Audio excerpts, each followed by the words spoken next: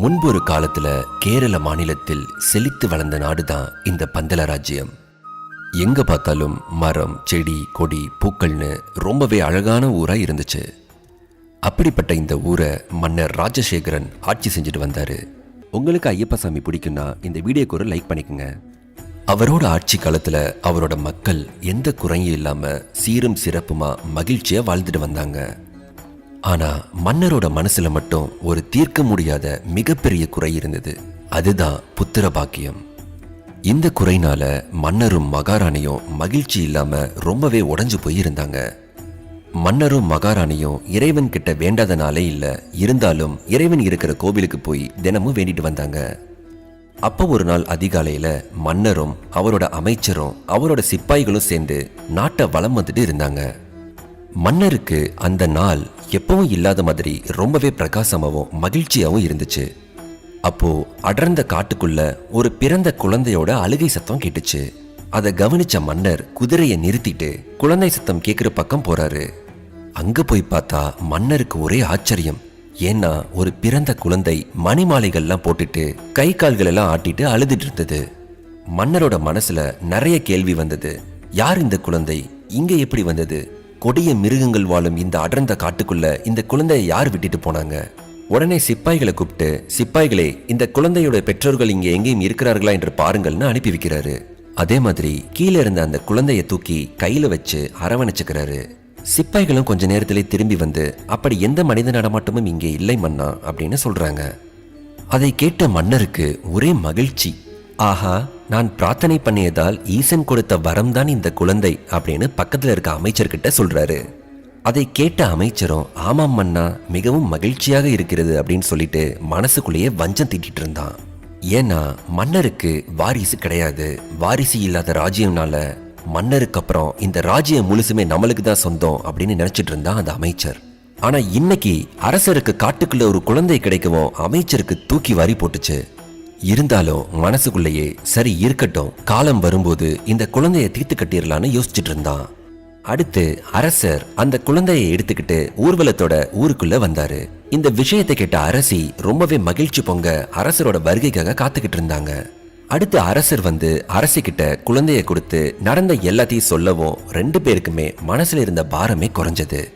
அடுத்து ஊரையே கூப்பிட்டு பெயர் சூட்டி பெயர் வைக்கும் விழாவும் வச்சாங்க. இந்த குழந்தை பம்பா நதிக்கரையில மணி மாலைகளோட இருந்தனால மணிகண்டன் அப்படின்னு பெயரும் வச்சாங்க. அது வரைக்கும் ஊர் மக்கள்ல சில பேர் நம்ம மன்னருக்கு குழந்தை இல்லையேன்னு பேசிட்டு இருந்தவங்க எல்லாருமே இனி இந்த பந்தல சாம்ராஜ்யத்தை ஆள்றதுக்கும் நமக்கும் ஒரு இளவரசர் கிடைச்சிட்டாருன்னு ரொம்பவே மகிழ்ச்சியா பேசிக்கிட்டு இருந்தாங்க. மணிகண்டன் வந்த கொஞ்ச வருஷங்கள்லயே மகாராணியும் கர்ப்பம் அடைஞ்சாங்க. அதே மாதிரி 9 மாதங்கள்ல ஒரு அழகான ஆண் குழந்தையையும் பெத்தெடுத்தாங்க. வளர்ப்பு மகன் மணிகண்டன் ஒரு பக்கம் இருக்க, சொந்த மகனும் பிறந்ததை எண்ணி அரசரும் அரசியும் எல்லை இல்லாத அளவுக்கு மகிழ்ச்சியா இருந்தாங்க. இத பார்த்த அமைச்சர் மனசு உடைஞ்சு போனான். ஏற்கனவே வளர்ப்பு மகன் மணிகண்டன் ஒரு பிரச்சனையா இருக்கும்போது இப்ப சொந்த மகனும் வந்துட்டானே, இப்ப என்ன பண்றதுன்னு புரியாம புலம்பிட்டு இருந்தான். அதே சமயம் மணிகண்டனுக்கு குருகுலம் போற காலம் வந்துச்சு. அரசர் மணிகண்டனை குருகுலத்துக்கு கூட்டிட்டு போய் எல்லா கலைகளையும் கற்று சிறந்த மாணவனா வரணும்னு அனுப்பி வச்சாரு. மணிகண்டனோ தந்தையின் ஆணைப்படி சில காலங்கள்லயே வில்வித்தை, சண்டை, கல்வி, ஞானம் இப்படி எல்லா கலைகள்லையுமே மிக சிறந்த மாணவனாக விளங்கினாரு. கடைசியா குருவையே மிஞ்சும் அளவுக்கு மிகச்சிறந்த மாணவனாக மாறினார். இதெல்லாம் பார்த்த குருவுக்கு ஒரே ஆச்சரியம். இவ்வளவு திறமை மிக்க மாணவரை என் வாழ்நாளில் நான் பார்த்ததே இல்லை. இந்த மணிகண்டன் ஒரு சாதாரண குழந்தையே அல்ல, இவர் கண்டிப்பாக ஒரு தெய்வத்தின் அம்சமாகத்தான் இருக்க வேண்டும் அப்படின்னு மனசுக்குள்ளேயே பேசிக்கிட்டாரு. மணிகண்டனோ குருகுலத்தை முடிச்ச உடனே குரு தட்சணையா அவர்கிட்ட இருக்க பொருட்களை தன்னோட குருட்ட கொடுக்கறாரு. ஆனாலுமே குருவுக்கு முகத்துல சந்தோஷமே இல்ல. அதை பார்த்த மணிகண்டன், குருவே, உங்களுக்கு கொடுக்கறதுக்கு என்கிட்ட இதை தவிர வேற எதுவுமே கிடையாது. உங்களுக்கு எதுவும் வேணும்னா கண்டிப்பா கேளுங்க, நான் செய்யறேன்னு சொல்றாரு. அதுக்கு குரு, மணிகண்டா, பொன்பொருள் மேலெல்லாம் எனக்கு எந்த நாட்டமும் கிடையாது. இது எல்லாம் நிலையில்லாதது. ஆனா என் மனதை வேறொரு கவலைதான் ஆட்கொள்கிறதுன்னு சொல்லியிருக்காரு. அதுக்கு மணிகண்டன் உடனே என்ன பிரச்சனைன்னு கூட கேட்காம, குருவே, உங்கள் மனதில் இருக்கும் அந்த பிரச்சனையை நான் அறிவேன். நீங்கள் எதற்கும் கவலைப்பட வேண்டாம். உங்கள் மகனை அழைத்து வாருங்கள். அவருக்கு இருக்கும் அந்த வாய் பேச முடியாத பிரச்சனையை நான் குணமாக்குகிறேன் அப்படின்னு மணிகண்டன் சொல்றாரு. அதை கேட்ட குருவுக்கு ஒரே ஆச்சரியம். என்னடா, நாம் என்ன பிரச்சனை என்றே சொல்லவில்லையே, ஆனால் இந்த மணிகண்டன் எப்படி சொல்கிறார்? நாம் நினைத்தது சரிதான், இவர் சாதாரண குழந்தையே கிடையாது, தெய்வத்தின் வடிவமான தெய்வ குழந்தைதான் அப்படின்னு மனசுக்குள்ளேயே பேசிக்கிறாரு. அதே மாதிரி குருவும் அவரோட பையனை கூட்டிட்டு வந்து மணிகண்டன் முன்னாடி நிப்பாட்டுறாரு. உடனே மணிகண்டனும் அந்த பரமசிவனையும் விஷ்ணு பகவானையும் வேண்டிக்கிட்டு குருவோட மகன்கிட்ட சொல்றாரு, எங்கே நான் சொல்வதை திருப்பி சொல். ஓம் நம சிவாய, ஓம் நமோ நாராயணாய. நான் சொன்ன இந்த மந்திரத்தை திருப்பி சொல் அப்படின்னு சொல்றாரு. குருவோட மகனும் அப்படியே திருப்பி சொல்றான். அவனோட வாய் பேச முடியாத பிரச்சனை தீர்ந்தது. இத பார்த்த குருவும் அங்க இருந்த மாணவர்களும் ஆச்சரியத்தில் ஆழ்ந்து மெய்மறந்து நிக்கிறாங்க. உடனே குரு மணிகண்டனை அழைத்து தனியாக சென்று, ஐயனே, நீங்கள் சாதாரண பிள்ளையே அல்ல, நீங்கள் யார்? எதற்காக இந்த விளையாட்டு? சகலமும் தெரிந்த நீங்கள் எதற்காக என்னிடம் பாடம் கற்க வர வேண்டும்? தயவு செய்து கூறுங்கள் அப்படின்னு கேட்கிறாரு. குருவே, நீங்கள் கணித்தது சரிதான். நான் இந்த கலியுகத்தை காப்பாற்றவும் ஒரு கொடிய அரக்கையை அழிக்கவும் தான் அவதரித்துள்ளேன் அப்படின்னு சொல்லியிருக்காரு. என்னுடைய அவதார நோக்கம் முடிந்ததும் சபரிமலையில் தரிசிக்க வரும் அனைவருக்கும் உத்திர நட்சத்திரமாக நான் காட்சியளிப்பேன். இதுவே நான் உங்களுக்கு தரும் குருதட்சணை அப்படின்னு சொல்லுறாரு. குருகுலம் முடிச்சிட்டு மணிகண்டன் அரண்மனைக்கு திருப்பி வராரு. அரண்மனையில அரசரும் அரசியும் ரொம்பவே மகிழ்ச்சியோட அவரை வரவேற்கிறாங்க. அதே மாதிரி அரசியோட சொந்த மகன் ரொம்ப நாள் கழித்து தன்னோட அண்ணனை பார்த்த உடனே ஓடி வந்து கட்டி அணைச்சுக்கிறான். அண்ணா, எப்படி இருக்கிறாய் அப்படின்னு நலமும் விசாரிச்சான். அதே மாதிரி அரசியும், ஆஹா, என்னுடைய மகன் எவ்வளவு அழகு, அழகு மட்டும் இல்ல, அறிவிலும் சிறந்து விளங்கும் என்னோட மகனை பாருங்கன்னு கட்டி அணைச்சுக்கிறாங்க. விதியோட கண்பட்டு எவ்வளவு பாசமாயிருந்த தாயின் மனசும் மாறுச்சு. இதுக்கு காரணம் என்னன்னா, அரசியோட சொந்த மகன். மணிகண்டன் வந்த பின்னாடியும் அரசி தன்னோட சொந்த மகனை மட்டுமே கவனிச்சிட்டு இருந்தாங்க. அதை பார்த்த அமைச்சருக்கு ஒரே மகிழ்ச்சி. மணிகண்டனை பார்க்கும் போதெல்லாம் தான் அரியணை ஏறாவிட்டாலும் மணிகண்டன் ஏறவே கூடாதுன்னு வஞ்சம் தீட்டிட்டு இருந்தான். அதுக்காக நிறைய சதி திட்டமும் போட்டான். மணிகண்டனுக்கு கொடுக்கும் பால்ல விஷத்தையும் கலந்தான். அந்த விஷம் கலந்த பாலை குடிச்சதும் மணிகண்டன் மயக்கமாகிட்டாரு. உடனே அரசர் பல வைத்தியர்களை அழைத்து மணிகண்டனை சரி செய்யும்படி ஆணையிட்டார். ஆனாலும் எதுவுமே கை கொடுக்கல, மணிகண்டனை காப்பாற்ற முடியல. இந்த நிலையில சிவபெருமான் வைத்தியரோட வேடத்துல வந்து மணிகண்டனை காப்பாத்தினாரு. மணிகண்டன் உயிர் பிழைச்சதை நினைச்சு அமைச்சருக்கு தூக்கி வாரி போட்டுச்சு. எப்படி காப்பாற்றினார்கள்? இது எப்படி சாத்தியம்? இந்த மருந்திலிருந்து தப்பிக்க வாய்ப்பே இல்லையே அப்படின்னு புலம்பிட்டு இருந்தான். சரி போகட்டும், அடுத்த முறை என்னிடமிருந்து தப்பிக்க முடியாதுன்னு வேற ஒரு திட்டத்தை போட்டுட்டு இருந்தான். இதுக்கிடையில மணிகண்டனோட திறமைகள் எல்லாம் பார்த்த மன்னர் அவரை இளவரசனாக்குறதுக்கு ஏற்பாடு செய்யறாரு. அதே மாதிரி அரசபையில எல்லாத்தையும் கூப்பிட்டு, மணிகண்டனுக்கு இப்பவே இளவரசராக பட்டம் சூட்டிட்டா சிறிது காலம் கழித்து என்னுடைய ஓய்வுக்கு பின்னாடி மணிகண்டன் அரசராகிறதுக்கு முழு தகுதியும் இருக்குன்னு சொல்றாரு. இதை கேட்ட இளவரசையும் கொஞ்சம் முக வாட்டத்தோட தான் இருந்தாங்க. அதை கவனிச்ச அமைச்சர் அரசிய வச்சே காய் நகத்தலான்னு இன்னொரு திட்டமும் போட்டான்.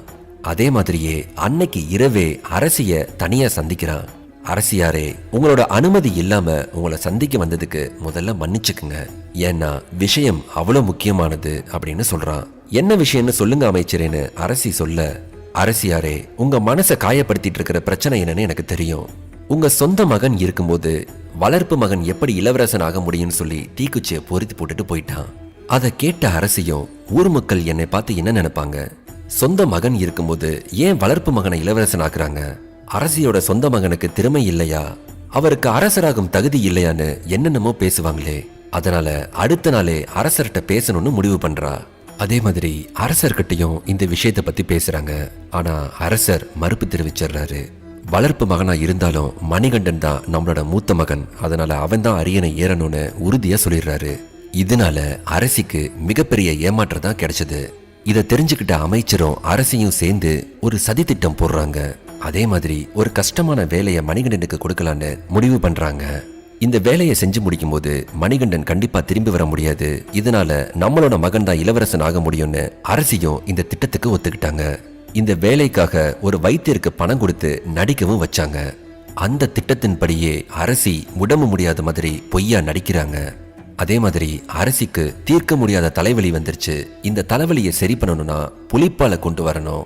அது மட்டும் இல்லாம இந்த புலிப்பாலோட சேர்த்து சில மூலிகைகளையும் கலந்து அரசிக்கு கொடுத்தா மட்டும்தான் இது சரியாகும்னு சொல்றாரு. வைத்தியர் சொன்ன இந்த விஷயத்தை கேட்டதும் அரசருக்கு மனசுடைஞ்சு போயிருச்சு. ஏன்னா காட்டுல வாழ்ற புலியோட பாலை யார் கொண்டுட்டு வருவா, அது எப்படி சாத்தியம்னு யோசிச்சுட்டு இருக்காரு. அதை கேட்ட மணிகண்டன் அம்மாவோட தலைவலியை போக்குறதுக்கு நானே போறேன்பான்னு அரசர்கிட்ட சொல்றாரு.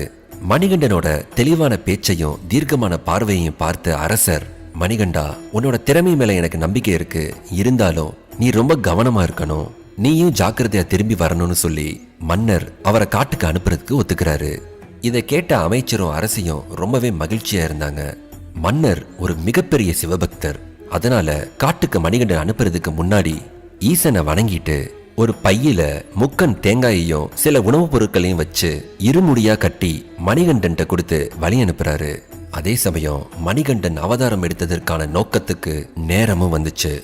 ஏன்னா மணிகண்டன் மகிஷாமுகி அப்படிங்கிற அரக்கியை அழிக்கிறதுக்காக தான் இந்த அவதாரமே எடுத்தாரு. இந்த மகிஷாமுகி ஒரு அசுர குலத்தோட தலைவி. அவ ரொம்பவே கொடூரமானவ, பார்க்கவே பயமுறுத்துற மாதிரி கோரமான முகத்தை கொண்டிருப்பா. ஆனா அப்படிப்பட்ட அவளுக்கே ஒரு பயம் வந்துச்சு. அதுக்கு காரணம் என்னன்னா, அரக்க பிரதிநிதிகள் ஒவ்வொருத்தரா இறந்தாங்க. அப்படி இருந்தவங்கல்ல முக்கியமான ஒருத்தவன் தான் மகிஷாமுகியோட அண்ணன் மகிஷாசுரன். இதுக்கு பழித்திக்கிறதுக்காகவே தன்னோட பலத்தை பெருக்கிறா. இதுக்காக பிரம்மதேவன் கிட்ட கடும் தவம் இருக்கிறா. அவ வரத்தோட நோக்கம் என்னன்னா, அழிவே இல்லாத தேவர்கள் மாதிரி அரக்கர்களும் நெடுங்காலம் வாழ வேணும், இந்த உலகம் முழுக்க தன்னோட ஆட்சி தான் இருக்கணும்னு நினைச்சா. அவளோட கடும் தவத்தால ஏற்பட்ட வெப்பம் பிரம்மலோகத்தையே தாக்குச்சு. இதுக்கு மேலையும் மகிஷமுகிக்கு காட்சி அளிக்கலைன்னா பிரம்மலோகத்துல வெப்பம் தாக்கு பிடிக்க முடியாதுன்னு சொல்லி பிரம்மதேவன் வரம் கொடுக்கறதுக்காக மகிஷமுகியோட முன்னாடி தோன்றினாரு. மகிஷமுகி, உன் கடும் தவத்தால மனம் மகிழ்ந்து உனக்கு வரம் கொடுக்க வந்திருக்கிறேன், கண் திறந்து பார்ன்னு சொல்றாரு. பிரம்மதேவா, எனக்கு காட்சி கொடுத்ததற்கு நன்றி. எனக்கு சில கோரிக்கைகள் உள்ளன, அதை தாங்கள் தான் நிறைவேற்ற வேண்டும்னு சொல்றா. அது என்னவென்றால், தேவர்களைப் போலவே எங்களுக்கும் சாகா வரம் வேண்டும் அப்படின்னு கேக்குறா. அதுக்கு பிரம்மதேவனோ மறுப்பு தெரிவிச்சு, அப்படி ஒரு வரத்திற்கு சாத்தியமே கிடையாது. இந்த பூமியில் பிறந்த எந்த உயிர்களும் மரணத்தை சந்தித்தே தீர வேண்டும். அதனால் நீ வேறு வரம் கேள் அப்படின்னு சொல்றாரு.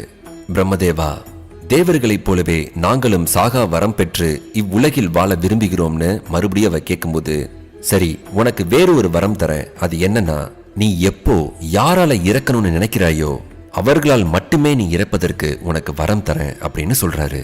அதுக்கு மகிஷாமுகி ஒத்துக்கிட்டு, நீர், நிலம், காற்று, ஆகாயம், நெருப்பு, அதுபோல் எந்தவித நோயாலையும் எந்தவித ஆயுதங்கள்னாலையும் எனக்கு மரணம் ஏற்படக்கூடாது. சிவபெருமானின் அம்சமும் விஷ்ணுவின் அம்சமும் சேர்ந்த ஒரு பிறவியால தான் எனக்கு மரணம் ஏற்படணும்னு சொல்றா. அந்த பிறவியும் ஒரு பாலகனாக தான் இருக்க வேண்டும்னு வரம் கேட்கிறா. அவள் கேட்ட வரத்தை எந்த மறுப்புமின்றி பிரம்மதேவன் கொடுத்தாரு. வரம் கொடுத்ததுமே அவளோட ஆட்டம் ஆரம்பமாச்சு. தேவர்கள், ரிஷிகள், முனிவர்கள் இப்படி ஒவ்வொருத்தவங்களையுமே சித்திரவதை செய்யறா. இது ஒரு பக்கம் இருக்க, ஒரு சம்பவம் நடக்குது. ஒரு தடவை இந்திரன் ஐராவதத்துல வலம் வந்துட்டு இருக்கான். அந்த சமயம் துர்வாசக முனிவர் இந்திரனோட எதிரில் வந்து நிக்கிறாரு. தேவாதி தேவ விஷ்ணுவின் மனைவி மகாலட்சுமி ஆசையோடு கொடுத்த மலர் மாலையை உனக்கு பரிசாக அளிக்கிறேன், இதை ஏற்றுக்கொண்டு நீ வளம் பெறுக அப்படின்னு சொல்லி ஐராவதம் யானை கிட்ட கொடுக்கிறாரு. அந்த மாலையை யானை இந்திரனிடம் கொடுக்க, இந்திரன் அதை அலட்சியமாக யானை மீது தூக்கி எறிய, அதுவும் திமிரு பிடித்து அந்த மாலையை காலில் போட்டு மிதித்தது. இதை பார்த்து கோபமடைஞ்ச முனிவர், என்ன காரியம் செய்தாய்? இனி நீயும் உன் தேவர்கள் கூட்டமும் மனிதர்களைப் போல முதுமையடைந்து பூமியில் அவதிப்படுவீர்கள்னு சாபம் விட்டுறாரு. உடனே சாபத்துக்கு உள்ளாகி இந்திரன் முதுமை அடைகிறான். மகரிஷியே, என்ன மன்னிச்சிருங்க, நான் தெரியாம தப்பு பண்ணிட்டேன், உங்க சாபத்திலிருந்து விடுதலை கொடுங்கன்னு கெஞ்சுறான். அதுக்கு முனிவர், சரி போகட்டும், நீ பார்க்கடலில் இருக்கும் அமிர்தத்தை அறிந்தினால் மட்டுமே நீ பழைய நிலைமைக்கு திரும்புவாய் அப்படின்னு சொல்லிட்டாரு. இதுக்கிடையில மகிஷாமுகி தேவர்களோட சண்டை போட்டு தேவலோகத்தை கைப்பற்றிட்டா. இந்த சண்டையில இந்திரனும் தேவர்களும் ஓடி ஒளிஞ்சுக்கிட்டாங்க. அது மட்டும் இல்லாம சாபத்துக்கு ஆளான தேவர்கள் எல்லாமே முதுமை அடைஞ்சு மனம் நொந்து போய் கைலாயத்துல இருக்கிற ஈசனை பார்க்க முடிவு செஞ்சாங்க. அதே மாதிரி ஈசனை பார்த்து, பரமேஸ்வரா, நாங்கள் பெற்ற சாபத்திலிருந்து விமோச்சனம் அடைய தாங்கள் தான் உதவி செய்ய வேண்டும், எங்களை காப்பாற்றுங்கள்னு கெஞ்சுறாங்க. அதுக்கு சிவபெருமான், வலிமை இழந்த உங்களால பார்க்கடலை தனியா கடைய முடியாது, நான் அசுரர்களையும் அனுப்பி வைக்கிறேன், அதை 2 பேருமே சேர்ந்து கடைஞ்சு வர்ற அமுதத்தை 2 பேருமே பங்கு போட்டுக்குங்கன்னு சொல்றாரு. இந்த திட்டத்துக்கு தேவர்களும் அசுரர்களும் ஒத்துக்கிறாங்க. அதே மாதிரி பார்க்கடலையும் கடைகிறாங்க. அமுதமும் வந்தது. ஆனா அந்த அமுதத்தை அரக்கர்கள் மட்டும் எடுத்துட்டு ஓடிடுறாங்க. இந்த அரக்கர்களோட பலவீனத்தை தெரிஞ்சுக்கிட்ட விஷ்ணு மோகினி அவதாரம் எடுத்து அரக்கர்களை தன்னோட அழகால மயக்கி அவங்க கிட்ட இருக்கிற அமிர்தத்தை வாங்கி தேவர்கள்ட்ட கொடுக்கறாரு. அந்த அமிர்தத்தை அருந்தி தேவர்கள் தங்களோட சாபத்திலிருந்து விடுதலை பெறுறாங்க. இந்த விஷ்ணு பகவானோட மோகினி வரவு ஒரு புதிய அவதாரத்தோட நோக்கம் தான் சிவபெருமான் மோகினியை நேர்ல சந்திக்கிறாரு. சிவபெருமானோட அம்சமும் விஷ்ணுவின் அம்சமும் ஒன்றா சேர்ந்து ஜோதி வடிவில கலந்து ஒரு அழகான ஆண் குழந்தை பிறக்குது. அந்த தெய்வீக குழந்தை தான் அரக்கியை அழிக்க வந்த மணிகண்டன்.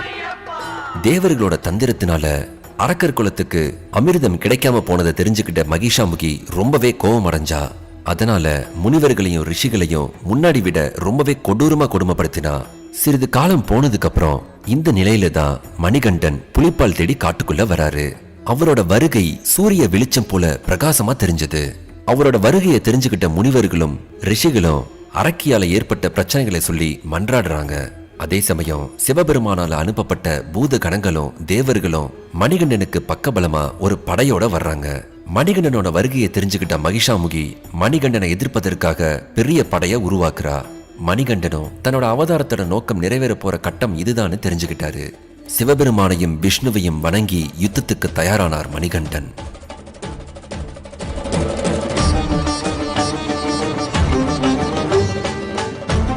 கடும் யுத்தம் நடக்குது. யுத்தத்தோட முடிவுல மகிஷாமுகியோட உடல் கீழே விழுகுது. அவள் எழுவதற்கு முன் மணிகண்டன் அவள் மீது ஏறி கோர தாண்டவம் ஆடி அவளை அழித்தார். மகிஷாமுகி அரக்கியின் உடல் மிகவும் பெரியது.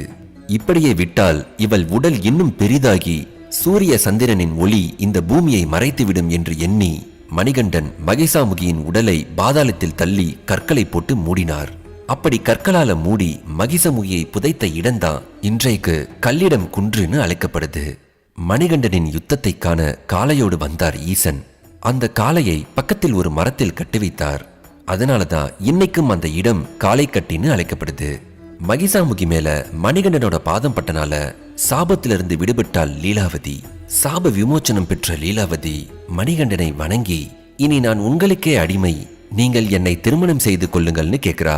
அதற்கு மணிகண்டன், மன்னிக்கவும், உங்களின் எண்ணம் நிறைவேறாது. இந்த அவதாரத்துல நான் பிரம்மச்சாரியாக தான் இருக்க போகிறேன். ஆனாலும் உனக்கு ஒரு வாய்ப்பு இருக்கு. எனக்குன்னு ஒரு கோவில் கட்டப்படும். அங்கு என்னை தரிசிக்க லட்சக்கணக்கான பக்தர்கள் வருவாங்க. ஒவ்வொரு ஆண்டும் என்னை தரிசிக்க முதல் முறையாக மாலை போடும் கன்னிசாமிகள் வருவாங்க. அப்படி எந்த வருஷத்துல புது கன்னிசாமிகள் வரலையோ அப்ப நான் உன்னை திருமணம் செஞ்சுக்கிறேன்னு சொல்லிடுறாரு. அதே சமயம் என்னோட கோவிலுக்கு பக்கத்திலேயே உனக்கும் ஒரு கோவில் கட்டுவாங்க. உன்னையும் மாளிகைபுரத்து அம்மன் மஞ்சள் மாதா கன்னிசாமின்னு அழைப்பாங்க. என்னை வழிபட வரும் பக்தர்கள் உன்னையும் தரிசிப்பாங்க. அப்போ எந்த வருடத்தில் புது கன்னிசாமிகள் வரவில்லை என்று நீ கண்டு கொள்ளலாம் அப்படின்னு சொல்றாரு. அதுக்கு லீலாவதி, எனக்கும் ஒரு கோவில் அமைத்து என்னையும் வழிபட செய்த உங்களை வணங்குகிறேன்னு சொல்றா. யுத்தம் முடிஞ்ச பின்னாடி சிவபெருமான் மணிகண்டனை கூப்பிட்டு, மன்னர் ராஜசேகரன் உனக்காக காத்துட்டு இருக்கான், நீ போய் அவனுக்கு முத்திய கொடு. அதே மாதிரி சபரி என்ற பக்தை உன்னோட தரிசனத்துக்காக மலையில காத்துக்கிட்டு இருக்கா, அவளுக்கும் முக்தியை கொடு அப்படின்னு அனுப்பி வைக்கிறாரு. அந்த பக்தையோட நினைவா அந்த மலை சபரிமலைன்னு அழைக்கப்படும். அதே சபரிமலையிலேயே உனக்கு ஒரு கோவிலும் கட்டப்படும் அப்படின்னு சொல்றாரு ஈசன். அடுத்து மணிகண்டன் இந்திரனை சந்தித்து, இந்த சம்ஹாரம் மட்டும் இல்லாம இன்னொரு கடமையும் எனக்கு இருக்கு. என்னோட தாய் அங்க தீராத தலைவலியால துடிச்சுக்கிட்டு இருக்காங்க. அதை சரி செய்யறதுக்காகத்தான் புலிப்பாலை தேடி இந்த காட்டுக்குள்ள நான் வந்தேன். அதனால புலிப்பால் கிடைக்க நீங்கள் தான் உதவி செய்ய வேண்டும்னு சொல்றாரு. இந்திரனோ, நான் பெண் புலியாக மாறி பாலை கொடுக்கிறேன், நீங்கள் உங்கள் தாய்க்கு கொடுங்கள்னு சொல்றாரு. அதே மாதிரி இது புலிப்பால் தானா அப்படிங்கிற சந்தேகம் இல்லாமல் இருக்க நான் புலியாக மாறி உங்களுடன் வருகிறேன்னு சொல்றாரு. இந்திரன் புலியாக மாறினதுக்கு அப்புறம் இந்திரன் மேல ஏறி ஐயப்பன் அரண்மனைக்கு வராரு. அதோட தேவர்களும் புலியா மாறி மணிகண்டன் பின்னாடியே வர்றாங்க. இந்த காட்சியை பாக்குற எல்லாருக்குமே பயங்கர ஆச்சரியம். மன்னர் ராஜசேகரன் மணிகண்டன் திரும்ப வந்ததை பார்த்து பெருமகிழ்ச்சி அடைகிறாரு. இந்த காட்சியை பார்த்த அமைச்சரும் பேச்சு மூச்சு இல்லாம பிரமிச்சு பாக்குறான். மணிகண்டன் வரவே மாட்டான்னு நினைச்சோம், ஆனா எப்படி இது சாத்தியம்? இது எப்படி நடந்தது? புலி ஏன் ஒன்றும் செய்யவில்லை? எப்படி இவன் கூடவே வருகின்றதுன்னு இந்த காட்சியை பார்த்து திகைச்சு போய் நிக்கிறான். அதுக்கப்புறம் மணிகண்டன் மன்னனை பார்த்து, தாயின் தலைவலியை போக்க நான் புலிப்பாலை கொண்டு வந்திருக்கிறேன் தந்தையேன்னு சொல்றாரு. அதே மாதிரி இந்த பால் பத்தவில்லை என்றால் நான் கூடவே புலிகளையும் கூட்டி வந்திருக்கிறேன், நீங்கள் எவ்வளவு வேண்டுமானாலும் கறந்து கொள்ளலாம்னு சொல்றாரு. அதுக்கு மன்னர் மணிகண்டனை பார்த்து, நீங்கள் கடவுளின் அவதாரம் என்று உணர்கிறேன், நாங்கள் ஏதும் தவறு செய்திருந்தால் எங்களை மன்னியுங்கள் அப்படின்னு கேட்கிறாரு. அதுக்கப்புறம் அரசிக்கிட்ட போய், உன் தலைவலியை குணம் செய்ய புலிப்பாலை கொண்டு வந்திருக்கும் நம் குழந்தையை பார் அப்படின்னு சொல்றாரு. இதை கேட்ட அரசி வியந்து போய் பாக்குறாங்க. உடனே தன்னோட தவறுகளை உணர்ந்து மணிகண்டனோட காலில் விழுந்து வணங்குறாங்க. அதே சமயம் தன்னை மன்னிக்கும்படி வேண்டி கேட்டுக்கிறாங்க. அதற்கு மணிகண்டன், தாயே, நீங்கள் போய் என் காலில் விழலாமா? என்னை 12 வருடங்கள் வளர்த்து என் அவதார நோக்கம் நிறைவேற உதவியாய் இருந்ததே நீங்கள் தானே. இதற்கு நான் உங்களுக்கு என்ன கைமாறு செய்ய போகிறேன் என்றே தெரியவில்லை தாயே அப்படின்னு சொல்றாரு. அதுக்கு அரசி, சரி மணிகண்டா, உன் அவதார நோக்கம்தான் முடிந்து விட்டதே, நீ என் கூடவே இருந்து விடு அப்படின்னு கேக்குறாங்க.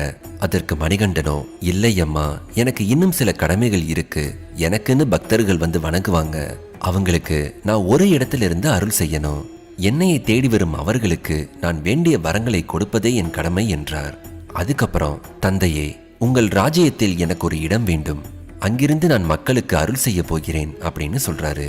அதுக்கு மன்னர் ராஜசேகரன், ஐயனே, உங்களுக்கு எவ்வளவு இடம் வேண்டுமானாலும் எடுத்துக்கொள்ளுங்கள், இது என்ன கேள்வி அப்படின்னு சொல்றாரு. அதுக்கப்புறம் மணிகண்டன் தன்னோட அம்பை எடுத்து மலைகள் இருக்கும் பக்கத்துல விடுறாரு.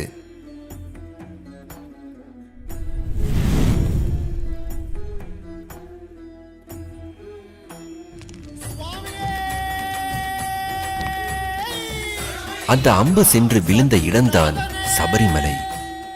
அந்த இடத்துல மன்னர் ராஜசேகரன் மிகப்பெரிய கோவிலை கட்டுறாரு. அந்த கோவில் தான் இன்னைக்கு நம்ம பார்க்குற சபரிமலை ஐயப்பன் கோவில். உங்களுக்கு இந்த வீடியோ பிடிச்சிருந்தா லைக் பண்ணிக்கங்க, கமெண்ட் பண்ணிக்கங்க, மறக்காம நம்ம சேனலை சப்ஸ்கிரைப் பண்ணிக்கங்க.